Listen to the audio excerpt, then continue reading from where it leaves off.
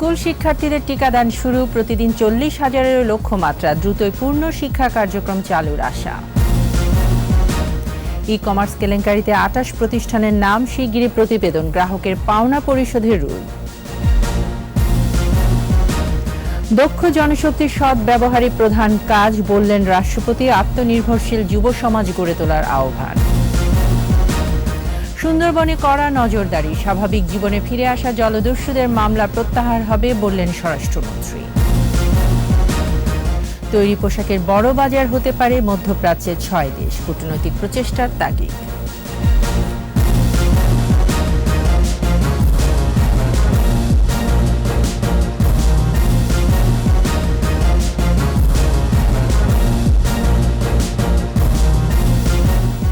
শুনছিলেন first security ইসলামী bank limited সংবাদ শিরোনাম। আমন্ত্রণ সন্ধ্যা 7টার 21 সংবাদের সাথে আছি আমি তাইজিন রহমান। দর্শক, 21 টেলিভিশনের সংবাদ একই সাথে সরাসরি দেখতে পাবেন আমাদের ফেসবুক পেজ www.facebook.com/2124 অনলাইনে। এছাড়া সংবাদে আরও থাকছে। টানা 3 হারে টি-20 বিশ্বকাপ থেকে ছিটকে পড়েছে বাংলাদেশ, নিয়ম রক্ষার ম্যাচে কাল প্রতিপক্ষ দক্ষিণ আফ্রিকা।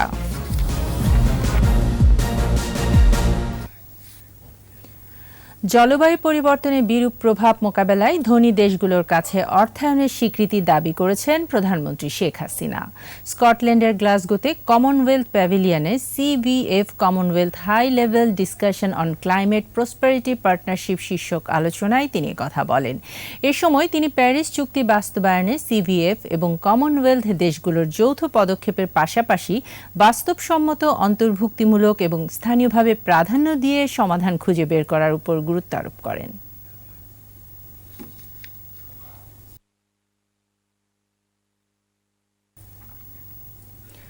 ফাইজারের টিকায় 12 থেকে 17 বছর বয়সী শিক্ষার্থীদের টিকা দেওয়া শুরু হয়েছে। রাজধানীর 8টি কেন্দ্রে প্রতিদিন 40,000 টিকা দেওয়া হবে বলে জানিয়েছেন স্বাস্থ্যমন্ত্রী জাহিদ মালিক। আর শিক্ষামন্ত্রী ডাক্তার দীপু মনি বলেন, টিকাদান কর্মসূচি যত দ্রুত সফল হবে তত দ্রুত পুরোপুরি শিক্ষা কার্যক্রম চালু করা যাবে। বিস্তারিত জানাচ্ছেন স্মৃতি মণ্ডল। রাজধানীর মতিঝিল আইডিয়াল স্কুল অ্যান্ড কলেজে 12 থেকে 17 বছরের শিক্ষার্থীদের টিকা কার্যক্রম উদ্বোধন করা হয়। এ সময় স্বাস্থ্যমন্ত্রী জাহিদ মালিক বলেন, ফাইজারের 82 লাখ ডোজ টিকা হাতে আছে। পর্যায়ক্রমে সারা দেশে শিশুদের টিকা কার্যক্রম চলবে। ঢাকা শহরে আমরা প্রাথমিক পর্যায়ে 8টি স্কুলে আমরা টিকা দেওয়ার ব্যবস্থা করেছি। প্রত্যেক দিন আমরা বিভিন্ন কেন্দ্র থেকে টিকা দিব প্রায় 5,000 করে, অর্থাৎ ঢাকায় আমরা 40,000 টিকা প্রতিদিন আমরা দেওয়ার একটি পরিকল্পনা হাতে নিয়েছি। শিক্ষামন্ত্রী ডাক্তার দীপু মনি বলেন, স্বাস্থ্য ও শিক্ষা মন্ত্রণালয়ের সমন্বয়ে যত দ্রুত সম্ভব টিকা কর্মসূচি সফল করা হবে। টিকাদান কর্মসূচি আমাদের যত সফল হবে, যত দ্রুত সফল হবে, তত দ্রুত আমরা পুরো দমে আমাদের ক্লাসগুলো আমরা চালু করতে পারবো। শুধুমাত্র টিকা দিলেই হবে না, আমাদের প্রত্যেককে স্বাস্থ্যবিধি মেনে চলতে হবে। টিকা নেয়ার পর খুশি শিক্ষার্থীরা, বলছে পূর্ণ উদ্যমে ক্লাস সহ অন্যান্য সকল কিছুতে অংশগ্রহণ করতে পারবে তারা। যে আমরা এখন আমাদের স্কুলের নিয়মিত কার্যক্রম, পরীক্ষা ইত্যাদি সুরক্ষিতভাবে করতে। টিকা দেওয়ার পরে আমি আসলে নিজেকে অত্যন্ত লাকি ফিল করতেছি, কারণ আমি স্কুলের স্বাভাবিক কার্যক্রম চালিয়ে যেতে পারবো। টিকা নেওয়ার পর আমরা কিছুটা হয়তো সেফ, কিন্তু একেবারেই নিশ্চিত হওয়া যাচ্ছে না, বিকজ এখন আমাদেরকে স্যানিটাইজার ইউজ করতে হবে, মাস্ক পরতে হবে, এখনো স্বাস্থ্যবিধি মেনটেন করতে হবে। পরীক্ষাটা নিশ্চিন্তে দিতে পারবো। আর প্রধানমন্ত্রীকে অনেক অনেক ধন্যবাদ। অভিভাবকরাও স্বস্তি জানিয়েছেন এমন উদ্যোগে। করোনা ভ্যাকসিন নেওয়া হয়েছে, সেজন্য তারা পড়াশোনা মনোযোগ সহকারে করতে পারবে। এসএসসি পরীক্ষার আগে সব শিক্ষার্থীকে টিকার আওতায় আনা হয়তো সম্ভব হবে না, তবে চেষ্টা থাকবে বলে জানিয়েছেন দুই মন্ত্রী। স্মৃতি মণ্ডল, 21 টেলিভিশন, ঢাকা। ই কমার্স কেলেঙ্কারিতে উঠে এসেছে 28টি প্রতিষ্ঠানের নাম। 3টি গোয়েন্দা সংস্থার পৃথক প্রতিবেদনে এসব প্রতিষ্ঠানের আর্থিক কেলেঙ্কারির নানা তথ্য উপাত্ত উঠে এসেছে।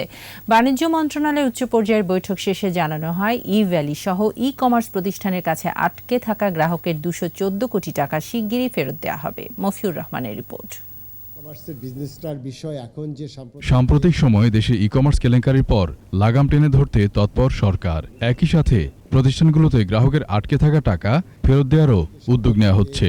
সমস্যাগুলো হয়েছে, এরই অংশ হিসেবে সচিবালয় বাণিজ্য মন্ত্রণালয়ে উচ্চ পর্যায়ের বৈঠক অনুষ্ঠিত হয়। বৈঠকের সিদ্ধান্ত অনুযায়ী সব ই কমার্স প্রতিষ্ঠানকে ইউনিক আইডি নিতে হবে বলে জানান অতিরিক্ত সচিব। খুব দ্রুতই এই ইউনিক বিজনেস আইডি যেটা আছে সেটা আমরা চালু করব এবং যারা এই ই কমার্সে বিজনেস করবে তাকে ম্যান্ডেটরি এটা রেজিস্ট্রেশন করতে হবে। এই রেজিস্ট্রেশনটা আমরা খুব শিগগিরই আমরা খুলে দেবো এবং এটা তারা অনলাইনেই করতে পারবে। সরকারের ৩টি গোয়েন্দা সংস্থা ১৯, ১৭ ও ১৩টি প্রতিষ্ঠানের বিরুদ্ধে তথ্য দিয়েছে। এর মধ্যে ৮ প্রতিষ্ঠানের নাম ২টি প্রতিবেদনে এসেছে। এসব প্রতিষ্ঠানের তালিকা বাংলাদেশ ব্যাংকের কাছে হস্তান্তর করা হবে। এছাড়া ব্যাংক হিসাব সহ অন্যান্য তথ্য দেওয়া হবে মন্ত্রিপরিষদ বিভাগে। একটা বাহিনীর কাছ থেকে আমরা ১৯ জনের তালিকা পেয়েছি, একটা বাহিনীর কাছ থেকে ১৭ জনের তালিকা পেয়েছি, আর একটা বাহিনীর কাছ থেকে আমরা 13টা তালিকা পেয়েছি। এই তালিকাগুলো আমরা কম্পাইল করে ফিনান্সিয়াল ইন্টেলিজেন্স ইউনিট, বাংলাদেশ ব্যাংকের যেটা ইন্ডিপেন্ডেন্ট অথরিটি, তাদের কাছে এই তালিকাটা আমরা আজকে হ্যান্ডওভার করব। এই রিপোর্টটা ক্যাবিনেটে যাবে 11 তারিখে। 11 তারিখের পরে আমাদের একটা সিদ্ধান্ত আসবে যে এটা পরবর্তীতে কি করা হবে। ৩০ জুন থেকে ই কমার্স প্রতিষ্ঠানে আটকে থাকা গ্রাহকের টাকা শিগগিরই ফেরত দেওয়া হবে। ই-ভ্যালি কেলেঙ্কারির পর কয়েকটি ই কমার্স প্রতিষ্ঠানের ব্যাংক হিসাব ফ্রিজ করে সিআইডি। এ টাকা ছাড় করতে স্বরাষ্ট্র মন্ত্রণালয়ে চিঠি দেওয়া হয়েছে।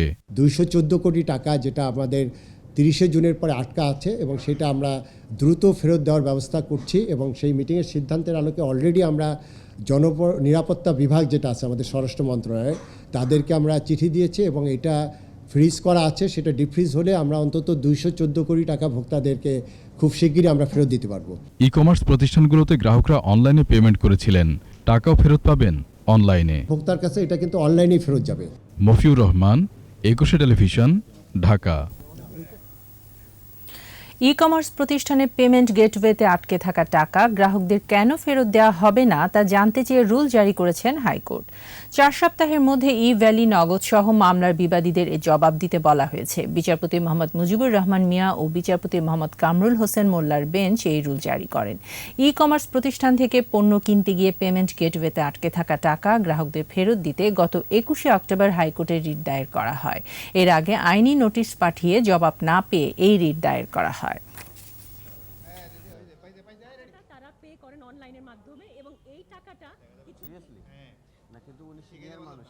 গ্রাহকদের এই টাকা ফেরত প্রদানের জন্য কেন নির্দেশ দেয়া হবে না, এই টার্মসেই রুল। যেমন নগদ আছে, বিকাশ আছে, ফস্টার পেমেন্ট আছে, এসএসএল আছে, সূর্যপে একটা আছে। দেশের অর্থনৈতিক উন্নয়নে দক্ষ জনশক্তির সদ্ব্যবহারই প্রথম এবং প্রধান কাজ বলে মন্তব্য করেছেন রাষ্ট্রপতি মোহাম্মদ আব্দুল হামিদ।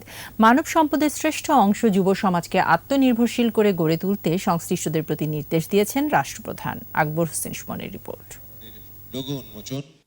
দক্ষ যুব সমৃদ্ধ দেশ বঙ্গবন্ধুর বাংলাদেশ প্রতিপাদ্যে উদযাপিত হচ্ছে জাতীয় যুব দিবস। ওসমানী মিলনায়তনে বঙ্গভবন থেকে যুক্ত হয়ে দিবসের উদ্বোধন করেন রাষ্ট্রপতি মোহাম্মদ আব্দুল হামিদ।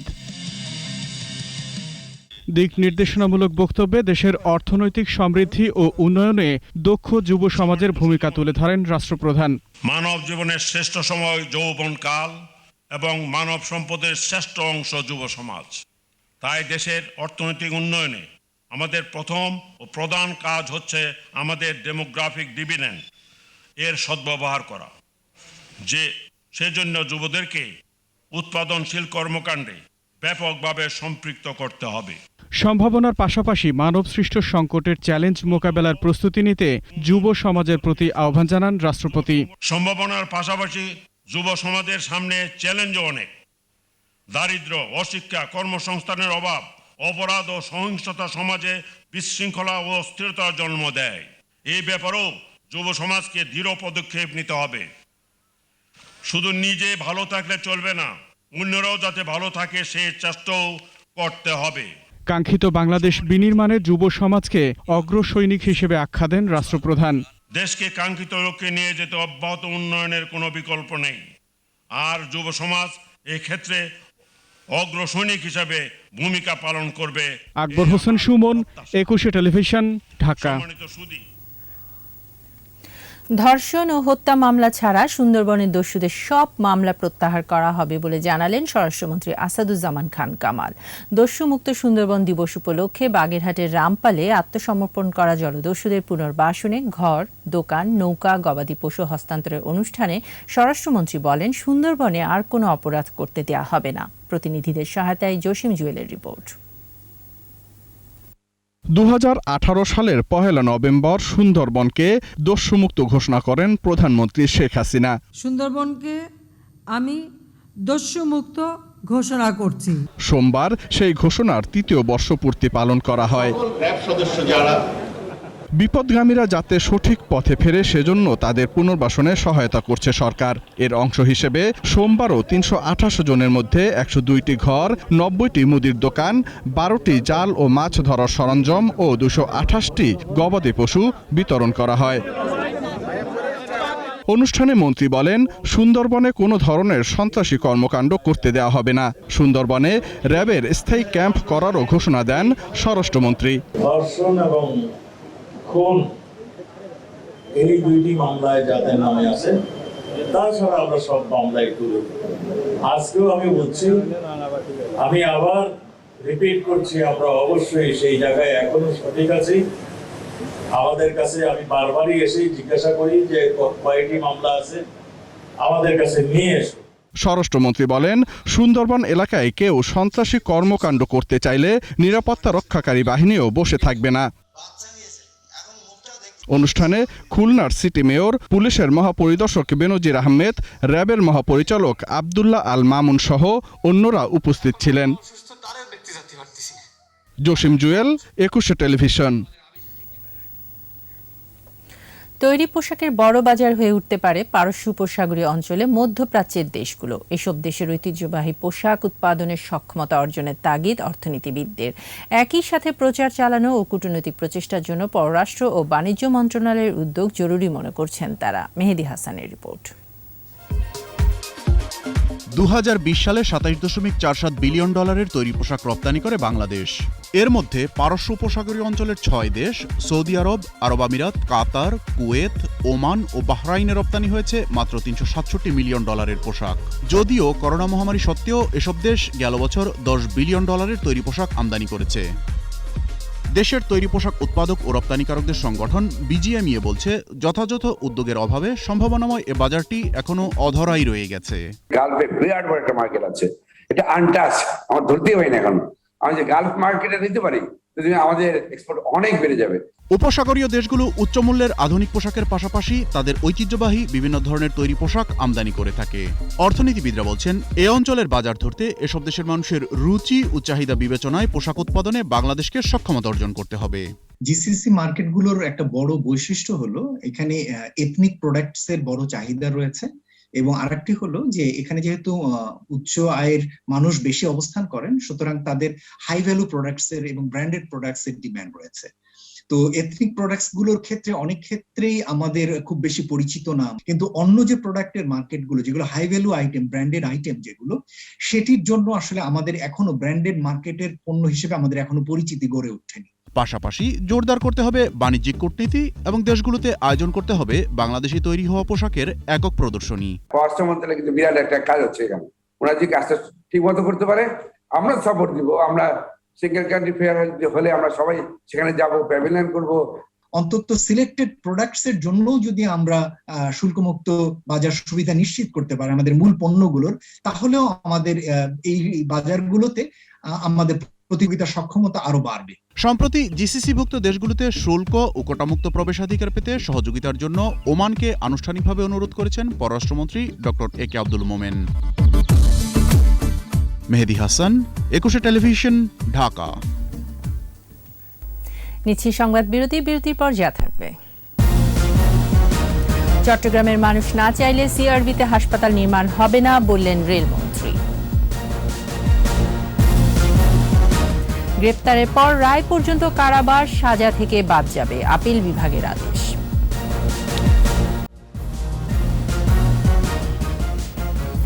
আবারও আমন্ত্রণ সন্ধ্যা 7টার 21 সংবাদে।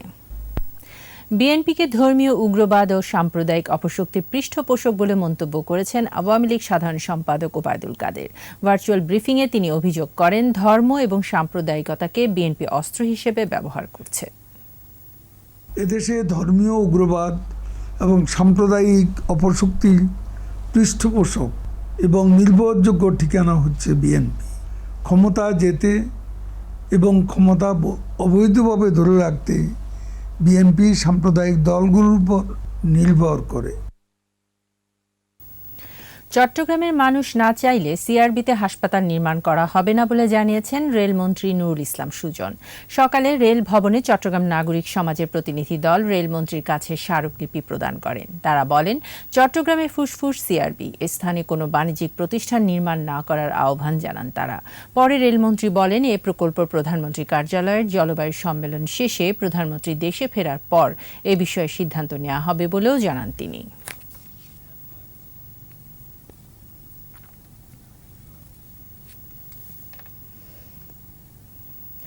আসামির হাজতবাস কারাদণ্ড ভোগের সময় থেকে বাদ দিতে নির্দেশ দিয়েছেন আপিল বিভাগ। স্বরাষ্ট্র মন্ত্রণালয়কে এ বিষয়ে ব্যবস্থা নেওয়ার নির্দেশ দিয়েছেন আদালত।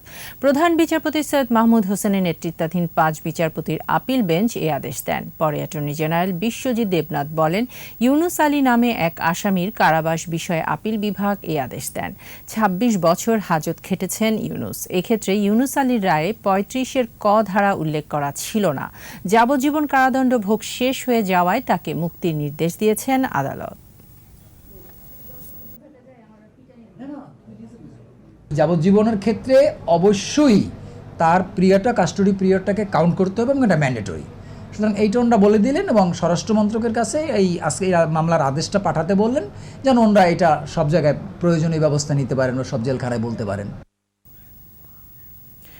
ডিজিটালাইজেশনের মধ্য দিয়ে গণমাধ্যম হিসেবে টেলিভিশনকে এগিয়ে নেওয়াই হবে অ্যাডকোর নতুন কমিটির প্রথম কাজ। ধানমন্ডিতে জাতির পিতা বঙ্গবন্ধু শেখ মুজিবুর রহমানের প্রতিকৃতিতে শ্রদ্ধা নিবেদন করে কমিটির নেতারা এমন প্রত্যয়ের কথা জানান। তৌহিদুর রহমানের রিপোর্ট। জাতির পিতার প্রতিকৃতিতে ফুলেল শ্রদ্ধা টেলিভিশন মালিকদের সংগঠন অ্যাসোসিয়েশন অফ টেলিভিশন ওনার্স অ্যাডকোর। ২১ টেলিভিশনের পক্ষে ভাইস চেয়ারম্যান ও অ্যাডকোর পরিচালক আব্দুস সামাদ লাবু শ্রদ্ধা জানান। পরে অ্যাডকো সভাপতি অঞ্জন চৌধুরী টেলিভিশন চ্যানেলগুলোর আধুনিকায়ন নিয়ে কথা বলেন। আমাদের সারা বাংলাদেশে ডিজিটাইজেশন হবে, যার ফলে সরকার অনেক রাজস্ব করবে, আমরা লাভবান হব এবং আমাদের কেবল অপারেটর ভাই বোন যারা আছে তারাও লাভবান হবে এবং সবশেষে দর্শকরা সুন্দর ডিজিটাইজেশনের মাধ্যমে ঝকঝকে ছবি, পরিষ্কার ছবি দেখতে পারে। মানসম্মত অনুষ্ঠান ও সংবাদ প্রচার করে টেলিভিশনকে এগিয়ে নেওয়ার কথা জানিয়ে নতুন সভাপতি বঙ্গবন্ধু স্যাটেলাইটের মাধ্যমে টিআরপি নির্ধারণের তাগিদ দেন। বঙ্গবন্ধু স্যাটেলাইট তারাই রেটিং টিআরপি নিয়ে বা রেটিং পয়েন্ট নিয়ে কাজ করছে, টেকনিক্যাল যে বিষয়গুলো, এবং আমরা দেখেছি এটা আমাদের কাছে গ্রহণযোগ্য। অ্যাজ অ্যান অ্যাসোসিয়েশন আমরা চাই বঙ্গবন্ধু স্যাটেলাইটের মাধ্যমে টেকনিক্যাল সাপোর্টটা আমরা তাদের মাধ্যমে পাবো। কেবল দর্শক ও মালিক নয়, টেলিভিশনের কর্মীদের সার্বিক অগ্রগতি নিয়েও কাজ করবে অ্যাডকোর নতুন কমিটি। তৌহিদুর রহমান, ২১ টেলিভিশন, ঢাকা। এবারে আমাদের বিশেষ আয়োজন আমার বাংলা।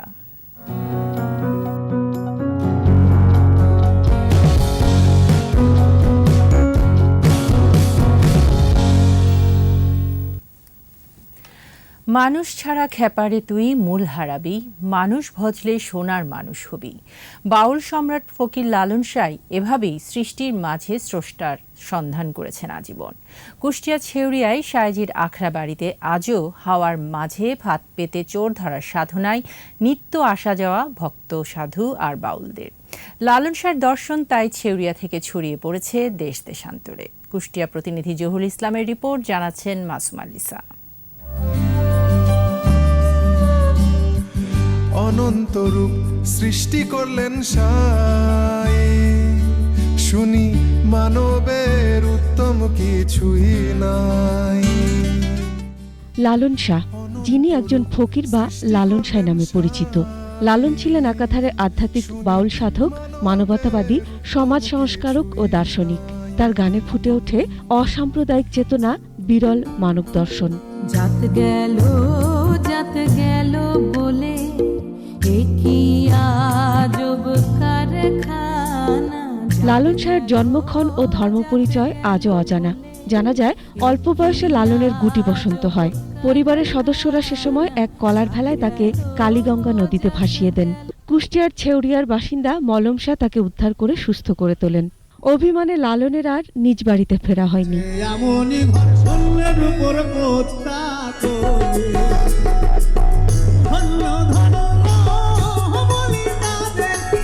ছেউরিয়াতেই সাধন ভজনে জীবন পার করেছেন লালন। দোল পূর্ণিমায় রাতভর শিষ্যদের নিয়ে কালীগঙ্গার তীরে গান বাজনা আর তত্ত্বকথায় মেতে উঠেছেন। আজও সে ধারা অব্যাহত রেখেছেন শিষ্যরা। তাই তো সাঁইজির মৃত্যুবার্ষিকীতে ছেউরিয়ার আখড়াবাড়িতে মহামিলন ঘটে গুরু সাধুদের।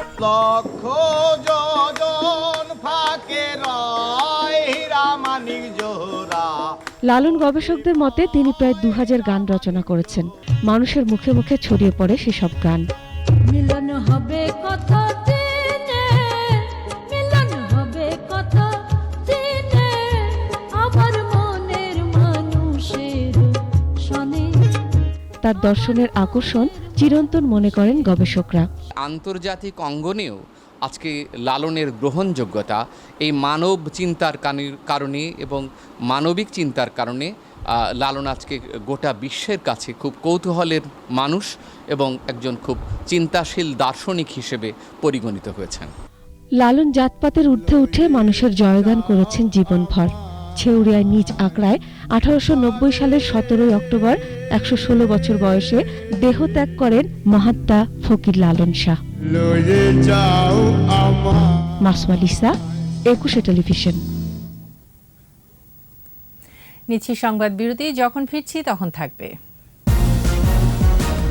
কম খরচে দেশে হচ্ছে কিডনি প্রতিস্থাপন, সফলতার হার 96%।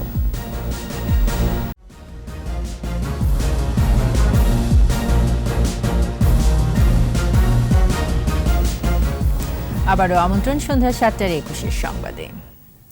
মাত্র 2,10,000 টাকা খরচে দেশেই করা যাচ্ছে কিডনি প্রতিস্থাপন। রাজধানীর শ্যামলীর সিকেডি হাসপাতালে মিলছে এমন চিকিৎসা সেবা। হাসপাতালটির প্রতিষ্ঠাতা অধ্যাপক ডাক্তার কামরুল ইসলাম এরই মধ্যে 1000-এরও বেশি কিডনি প্রতিস্থাপন করে অনন্য নজির তৈরি করেছেন।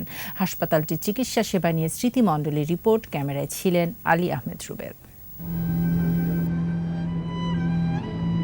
মনিরুল ইসলামের চোখের জলে বেঁচে থাকার আকুতি। একটি কিডনি বিকল। দীর্ঘদিন প্রবাসী থেকে যা উপার্জন করেছিলেন তার সবটাই শেষ কিডনি চিকিৎসায়। নিঃস্ব মানুষটি কুমিল্লা থেকে এসেছেন শ্যামলীর centre for kidney diseases and urology হাসপাতালে কিডনি প্রতিস্থাপন করাতে। স্কোয়ারে করছি, এখন কুমিল্লা টাওয়ারে করতেছি। এখন স্যারের কাছে আসছি ভালো একটা পরামর্শের জন্য। ডায়ালিসিস করতে করতে আমি সব শেষ করে ফেলছি। স্ত্রী 4 সন্তানের সংসারে মনিরুলই ছিলেন একমাত্র উপার্জনকারী। কিডনি দান করে স্বামীর জীবন বাঁচাতে চান স্ত্রী। ডায়ালিসিস তো ক্ষণিকের জন্য, যতক্ষণ করে এতক্ষণে ভালো, তারপরে তো অসুস্থ হয়ে যায়। এই জন্য কিডনিটা ট্রান্সফার করলে ভালো থাকবে এই আশায় দিতে চাই আর কি। সিকেডি হাসপাতালে 22 বেডের ডায়ালাইসিস ইউনিটে প্রতিদিন 50 থেকে 60 জন সেবা নেন 1,500 টাকায়। কিডনির জটিলতা ও প্রতিস্থাপনের জন্য দেশের বিভিন্ন প্রান্ত থেকে অসংখ্য রোগী আসেন এই হাসপাতালে। এখানে আসছি পর আমার কম খরচ হয়েছে। শরৎপুর থেকে আসছে, ওনার কিডনি সমস্যা আজকে 6-7 মাস। টেস্টের রিপোর্ট আমার মার সাথে আমার মিসিং হয়েছে, আমার মা দিছে। পার্শ্ববর্তী দেশ ভারতে গিয়ে কিডনি প্রতিস্থাপন করলে খরচ হয় 15 থেকে 20 লাখ টাকা। তবে ডাক্তার কামরুল ইসলামের হাসপাতালে কিডনি প্রতিস্থাপন, আইসিইউ বেড এবং ওষুধ খরচ সহ খরচ মাত্র 2,10,000 টাকা। সফলতার হার 96%। হয়তো আমার এখানে প্রতি মাসে 3.5-4 লক্ষ টাকা টেস্ট ফ্রি হচ্ছে ফর দ্য ট্রান্সপ্লান্ট পেশেন্ট। এটা লোড কিন্তু আমার উপরে অতটা নাই। আমি যদি একটা হাসপাতাল প্রতিষ্ঠা করি, ওইখানে আমি স্টোন করতেছি, স্টোন সার্জারি করতেছি, প্রস্টেট সার্জারি করতেছি, ক্যান্সার সার্জারি করতেছি, আর একটা সার্জারি, সেগুলো থেকে পেমেন্ট আসছে। ওই জায়গায় 2 মুঠো চাল যদি আপনি ট্রান্সপ্লান্ট পেশেন্টদের দিয়ে দেন, তার কিচ্ছু ক্ষতি হবে না। 2007 সালে হাসপাতালটি যাত্রা শুরু। এখন পর্যন্ত দেশের যত কিডনি প্রতিস্থাপন হয়েছে তার 1/3 করেছেন অধ্যাপক ডাক্তার কামরুল ইসলাম। গেল 19 অক্টোবর 1000 কিডনি প্রতিস্থাপনের মাইলফলক স্পর্শ করেছেন তিনি। এখন টার্গেট 2000-এ পৌঁছাতে হবে। আপনি একটা ভালো কাজ করবেন, ভালো লাগবে, এটা দিয়েই আপনি দ্যাট ইজ দ্য অনুপ্রেরণা আমার কাছে মনে হয়, সেই প্রেরণা দিয়েই আগায় যেতে হবে। আমার সহকর্মী, আমার সিস্টার, ব্রাদার, তাদের এটা কোথা থেকে আসছে আমি জানি না, দে ফাইট ফর দ্য পেশেন্ট। গরিব ও অসহায় মানুষদের স্বল্প ব্যয়ে উন্নত সেবা দেয়াই লক্ষ্য ডাক্তার কামরুল ইসলামের। বিত্ত বৈভবের মোহ টানে না তাকে। শুধুমাত্র আইসিইউতে যারা মারা যাচ্ছেন, যারা ব্রেন ডেড হয়েছে, সেই কিডনিটা নিয়ে 2 জন পেশেন্টকে বাঁচানো যায়। আমরা এখনও এটাতে করতে পারিনি। আশা করছি হয়তো আগামী 2-3 বছরের ভিতরে আমরা এভরিডে ট্রান্সপ্লান্ট করতে পারবো। ভালো কাজের জন্য ইচ্ছে শক্তির বিকল্প নেই। কোনো ধরনের অনুদান ছাড়াই চলছে সিকিটি হাসপাতালের কার্যক্রম। স্মৃতিমণ্ডল, 21 টেলিভিশন, ঢাকা। বাংলাদেশে বিনিয়োগে বিদেশিদের আগ্রহ বাড়ছে। সদ্য শেষ হওয়া বাণিজ্য ও বিনিয়োগ সম্মেলনের মধ্য দিয়ে নতুন এক বাংলাদেশকে চিনেছে বিদেশি উদ্যোক্তারা। ঢাকায় যৌথ সংবাদ সম্মেলনে এসব তথ্য জানিয়েছে বাণিজ্য মন্ত্রণালয় ও ডিসিসিআই। মেহেদী হাসানের রিপোর্ট। গত 26 October Bangladesh trade and investment summit 2021-এর উদ্বোধন করেন প্রধানমন্ত্রী শেখ হাসিনা। 7 দিনব্যাপী এ সম্মেলনের আওতায় বাংলাদেশের অর্থনীতি, কর কাঠামো, বাণিজ্য ও বিনিয়োগ সম্ভাবনার উপর অনুষ্ঠিত হয় 6টি আন্তর্জাতিক সেমিনার। পাশাপাশি 369টি B2B বৈঠক হয় অনলাইনে। আয়োজক প্রতিষ্ঠান Dhaka chamber of commerce and industry ও বাণিজ্য মন্ত্রণালয় বলছে, সফল সম্মেলনের মধ্য দিয়ে নতুন এক বাংলাদেশকে চিনেছে গোটা বিশ্ব। বিদেশি অনেক প্রতিষ্ঠান আগ্রহ প্রকাশ করেছে বাংলাদেশে বিনিয়োগে। কত বিনিয়োগ আসবে এটা কিন্তু ইম্পর্টেন্ট না, এটা বাংলাদেশটা যে জেগে উঠছে কোভিড পরবর্তীতে যে আমরা একটি ডাইনামিক ওয়েতে যে অর্থনীতি আগাচ্ছে, এটা সবাইকে জানান দেওয়া এবং এই ব্র্যান্ডিং এর পার্ট হিসেবে আমরা এটা করেছি। আলটিমেটলি কত হবে কেন আপনাদের বুঝতে হবে যে আমরা গতকালকে মাত্র এই রিপোর্টগুলো শেষ করেছি এবং আমরা কিন্তু প্রত্যেকের অপিনিয়ন নিচ্ছি। এই যে 552টা কোম্পানি, যে আমাদের ব্যর্থতা কোথায় আছে, আমাদের সমস্যা কোথায়, তোমরা বলো, সেগুলো আমরা সমাধান করে দিব। এলডিসি উত্তরণ পরবর্তী বাজার সুবিধা ধরে রাখতে বিভিন্ন দেশের সাথে মুক্ত বাণিজ্য চুক্তি বা এফটি এর কথা ভাবছে সরকার। এক্ষেত্রে স্থানীয় শিল্পের সুরক্ষার দিকটি সর্বোচ্চ গুরুত্ব পাবে বলে জানান বাণিজ্য সচিব। আমাদের শুল্ক, গড় শুল্ক হচ্ছে 14 থেকে 15% মতো, আর যেসব দেশের সঙ্গে আমরা একটি করতে চাচ্ছি তাদের গড় শুল্ক কোনোটা হয়তো 3%, 4%, 6% এরকম।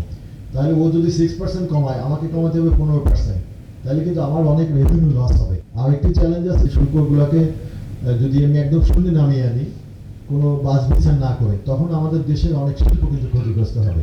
আগামী কয়েক বছরের মধ্যে বিদেশি বিনিয়োগকারীরা সব সেবা অনলাইনে পাবেন, এমনটা জানানো হয় সংবাদ সম্মেলনে। আশা করি যে সামনে আরো দ্রুত ইমপ্রুভমেন্ট হবে। মেহেদী হাসান, 21 টেলিভিশন, ঢাকা। গেল 27 অক্টোবর পাটুরিয়ায় ডুবে যাওয়া ফেরি আমানত শাহ উদ্ধার অভিযানে কাজ শুরু করেছে বেসরকারি একটি প্রতিষ্ঠান। প্রতিষ্ঠানটির ব্যবস্থাপক অজয় দেবনাথ জানান, 3 থেকে 4 দিন সময় লাগতে পারে ফেরিটি উদ্ধারে। এদিকে ফেরি ডুবির কারণে 5 নম্বর ঘাটটি বন্ধ থাকায় পাটুরিয়ায় যানবাহনের চাপ রয়েছে। পারাপারের অপেক্ষায় প্রায় 400 ট্রাক, তবে যাত্রীবাহী বাহনের তেমন চাপ নেই। বিআইডব্লিউটিসি সূত্রে জানা গেছে 16টি ফেরি দিয়ে যানবাহন পারাপার করা হচ্ছে।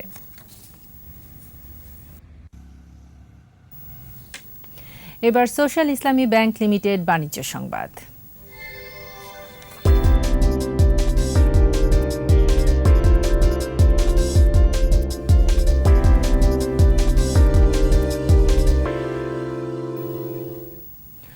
আবারও 7,000 পয়েন্টের নিচে নামল ঢাকা স্টক এক্সচেঞ্জের প্রধান সূচক। সোমবার ডিএসইতে লেনদেন হওয়া 276টি প্রতিষ্ঠানের মধ্যে দর বেড়েছে 133টির, কমেছে 205টির, আর অপরিবর্তিত ছিল 38টির দর। ডিএসইর প্রধান সূচক ডিএসই এক্স প্রায় 3 পয়েন্ট কমে নেমে আসে 6,998 পয়েন্টে। আর দিন শেষে ডিএসইতে লেনদেনের পরিমাণ দাঁড়ায় 1,275 কোটি 40 লাখ টাকা। সূচক বেড়েছে অপর স্টক এক্সচেঞ্জ সিএসইতে, লেনদেন হয়েছে 43 কোটি 10 লাখ টাকার শেয়ার ও মিউচুয়াল ফান্ড।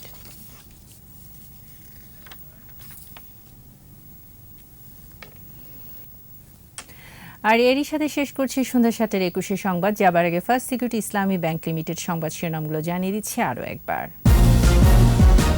স্কুল শিক্ষার্থীদের টিকাদান শুরু, প্রতিদিন 40,000-এরও লক্ষ্যমাত্রা, দ্রুতই পূর্ণ শিক্ষা কার্যক্রম চালুর আশা। ই কমার্স কেলেঙ্কারিতে 28 প্রতিষ্ঠানের নাম, শিগগিরই প্রতিবেদন, গ্রাহকের পাওনা পরিশোধের রুল। দক্ষ জনশক্তির সৎ ব্যবহারই প্রধান কাজ, বললেন রাষ্ট্রপতি। আত্মনির্ভরশীল যুব সমাজ গড়ে তোলার আহ্বান। সুন্দরবনে কড়া নজরদারি, স্বাভাবিক জীবনে ফিরে আসা জলদস্যুদের মামলা প্রত্যাহার হবে, বললেন স্বরাষ্ট্রমন্ত্রী। তৈরি পোশাকের বড় বাজার হতে পারে মধ্যপ্রাচ্যের 6 দেশ, কূটনৈতিক প্রচেষ্টার তাগিদ।